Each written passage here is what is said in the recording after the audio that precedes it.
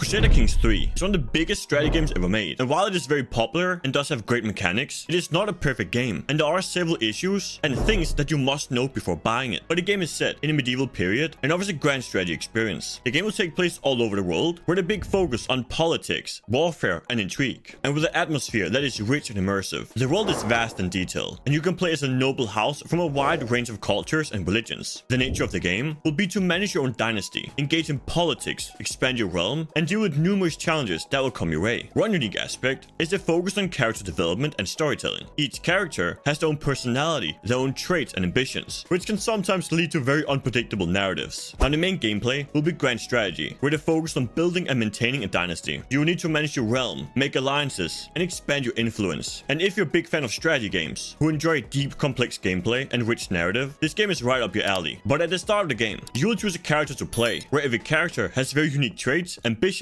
and relationships. For example, you might start as a small count with a modest amount of land and resources. Your goal would then be to expand your territory, increase your wealth, and secure the future of your dynasty. One of the core mechanics is managing your character's relationships. You need to form alliances through marriages, negotiations, and sometimes engage in outright warfare. The game also goes quite deep, where you can plot assassinations, spy on your rivals, and even manipulate events to your advantage. As you progress, the gameplay will become more complex. You gain access to new technologies, better armies, and more political options. For instance, as your realm grows, you might need to manage different cultures and religions within the same territories, which will add an entire new layer of complexity. The game also features a very detailed system for your character development. You can develop skills in various areas like diplomacy, martial, stewardship, and these skills will highly affect how well you perform different tasks and how you interact with other characters. And these gameplay mechanics all intertwine with each other to create really engaging character interactions and great strategic gameplay. Furthermore, they provide almost endless replayability, since every game can play out completely differently based on your choices and the random events that happen. And this depth and variety are some of the key features of the game. Now, you can't mention a grand strategy game like this without talking about the progression. And the progression system in Crusader Kings 3 is deep,